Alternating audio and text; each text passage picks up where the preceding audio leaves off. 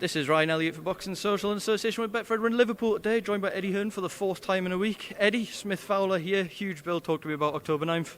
Yeah, so I think it's the biggest card we've done, non-pay-per-view, for some time. Absolute cracking main event, of course. Smith against Fowler, everyone's talking about that fight. Ted Cheeseman against Troy Williamson, which can only be an absolute bloodbath, as most Ted Cheeseman fights are. Kieran Conway against JJ Metcalf, another tremendous 154-pound fight. Shannon Courtenay will defend her world title against America's Jamie Mitchell. Luke Willis will fight Ryland Charlton in a tremendous fight eliminator for the British title. Peter McGrail will make his professional debut, one of the best amateurs out of Liverpool for all time. Solomon Dakers will fight Sokolowski. There's loads more coming as well. It's an absolute massive card, October 9th, and nice to be here. We've got the public downstairs about to come up and back to normal. You know, no more bar stools. We're doing it old school today with everyone up there, and I've not just missed boxing in Liverpool, I've missed nights out in Liverpool, and we're going to have a great one October 9th.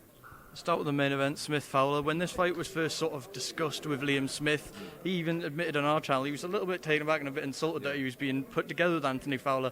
Why this fight? Why now? Why do you think he's taking it? Because I think with our move to DAZN, we had the opportunity to make fights that sort of sometimes fighters might price themselves out of, or, you know, and this was a fight that just sat in my mind when I first came up with it. You know, Liam Smith lost in Russia. He should have won in Russia, but the reality is he lost in Russia. Now he wants to fight Jesse Vargas. For me, I want to see him with a big win if he's going to fight Jesse Vargas. And Anthony Fowler has been crying out for a big fight for a long time. Ted Cheeseman got mandated to fight Troy Williams. Scott Fitzgerald's not ready to fight, and I just and I've never thought about this fight at all. And I just sat there one day and I just thought, Liam Smith against Anthony Fowler. And then, but for all the reasons that you just said there, which is Liam Smith going, hang on, like, I'm a world champion, I fight at world level, why should I be coming back? When you box at that level, rarely do you want to come back for a domestic fight, you know, against a sort of hungry young opponent that you've got everything to lose for. Anthony Fowler and Shane McGuigan were like, wow, okay, I hadn't really thought of Liam Smith, but yeah. And the answer from both was, look, if the deal's right, if the opportunity's right, we'll do it. And we got there. But I wouldn't let it go. Like, it actually took a lot of work to make this fight, and a lot of, not convincing, but just like, I think people were sort of double guessing themselves, saying, okay, we're going to do this, right? It's Smith-Fowler. Yeah. I'm up for it. I want it. And now we're getting inundated with, there he is. And I think it's just a tremendous fight for Liverpool. There's nothing like all Liverpool fight nights, you know, and this is a classic example of a fight that is going to pack out the Echo Arena, M&S Arena, and everyone's going to absolutely love. Just to pick that back up, you said it there, there's going to be a big crowd there October 9th. Liverpool fighter v Liverpool fighter. We're expecting it maybe to get a little bit spicy during the build-up as well. What's the chances that game plans go out the window at some point and they just throw no caution to the wind? I think it's just such a fascinating fight, isn't it? You've got Liam Smith, who is a world-class fighter. You've got Anthony Fowler, who's come on leaps and bounds. You're not going to find many people that work harder. Shane McGuigan's got him in tremendous shape. I think they're both kind of goading each other here, saying, you've got so much to lose. You know, what's going to happen if you lose this fight? The reality is, if Liam Smith loses this fight, he's going to find it hard to walk around Liverpool, quite frankly. Right? And for Anthony Fowler, I think he has slightly less pressure, but at the end of the day, if he loses to Liam Smith, then he drops back to domestic, you know, like the Cheesemans and, you know, Fitz's. So I think the pressure in this fight is on Liam Smith, but he's the favourite in the fight as well at the same time. In fact, when you talk to Liam, I think he finds it quite insulting that it's even people are talking about this as a 50-50 fight. So it's going to be really interesting, fascinating, and as always in a local fight, you're going to get some back and forths, and we want that. We want the whole city to be so excited about this fight, because I know I am, and judging by the turnout already at the presser, they are as well. Just to touch on the rest of the 154 pounds action on the card, Cheeseman Williamson, we knew it was coming, but Metcalf Conway as well. Yeah. Two fights on paper that look like they can only be really exciting fights.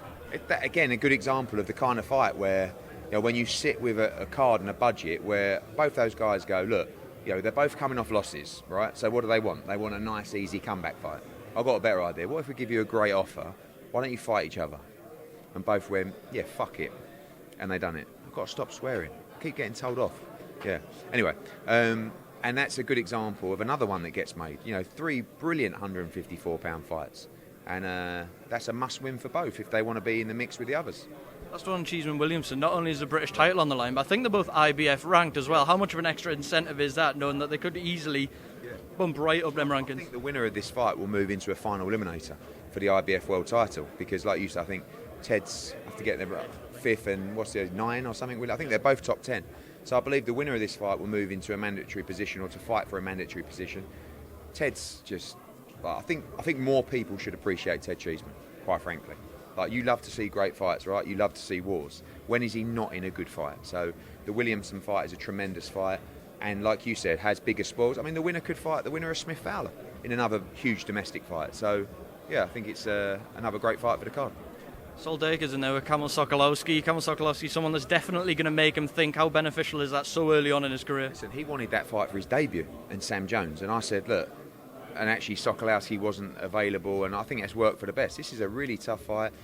Sol Dakers has not turned down any fights. He wants to fight at a serious level, and like Sam Jones says, if you're not quite what you say you are, or you have an off night, you will get beat by Sokolowski. This is a really tough test for Dakers, and I think excited to see him. I believe he'll come through it, and he's a tremendous fighter. Really quick turnaround for Peter McGrail from the Olympics. What's his promotional situation? No, just literally, that's to come. We're talking about this fight, this opportunity come around, and there's not really a better opportunity for him to debut than in his home city on a massive sellout at the M&S Arena. So I think this was a situation where, you know, he was made an offer to fight on this card. We accepted. Those talks will come. Let him get rolling.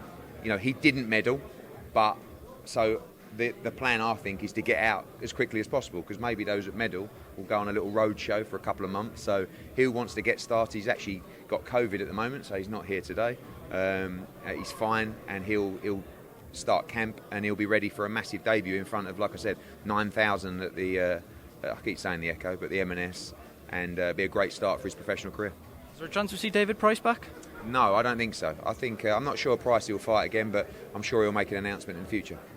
One fighter I wanted to ask about while we're in Liverpool and while the Smith family's here. What's the latest with Callum? Is there anything you can tell us about Callum Smith? Yeah, we're working to finalise his opponent for the Anthony Joshua card. His first fight back at 175 pounds. He wants to fight a world-ranked opponent, and yeah, we're trying to finalise that at the moment. When can we expect the AJ Undercard announcement? Me and you've sort of spoken about who's going to be there. This week, to be honest with you, one sec. Probably this week. You know a lot of them, but we're looking to make a finalised announcement probably towards the end of this week. Just a couple more from me. I was out at fight camp on Saturday night, a chaotic night. We had rain, we had exciting fights, everything was going on. How have the first two shows gone down with the fans and with the broadcaster as well? Really good. I mean, as I said, you know, the broadcast numbers, I guess we're always going to be comparing them to the Sky numbers. They were bigger than our last Sky show, the viewing figures, by quite some way, which is a really positive sign.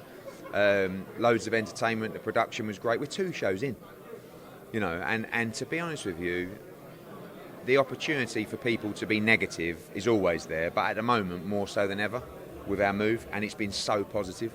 I kind of feel like the support I'm getting from the fans, I don't mean to sound like David Brent, but it kind of felt like when earlier on, like years ago, and that just spurs you on to make great cards and make great fights, a bit like this one. You know, I was announcing this card on the way up today, just excited by the response. And the truth is about negativity. Negativity is always there. But if you do good stuff, you will see positives as well, like positivity. So thanks everyone for their support. We close out fight camp on Saturday. Buatsi-Bolotniks is probably my pick of the whole series. And yeah, it's been incredibly positive. It's been a breath of fresh air. It feels so fresh, you know, and we're only just beginning. Final one before I let you go, Eddie. You mentioned there, finish on Buatsi-Bolotniks this week. We've spoken about the risk in that fight, but if Joshua-Usyk comes through that, he's surely right there. I think if he comes through that, I think he should fight Dimitri Bivol or should challenge for a world title. This is the acid test for Joshua-Buatsi, and I think this is where you're going to see him shine. But Bolotniks is so tough, I think it's going to be an absolute war. But that's where I think you'll see the best of Joshua-Buatsi. Could that be realistic for the end of the year if Canelo Plant happens and then Bivol's looking for an opponent? Yeah, I mean, the truth is Buatsi wants to fight again before the end of the year, but let's get through Bolotniks first. It's going to be a real tough fight at fight camp. Eddie Hearn, thank you as always for being at Boxing Social.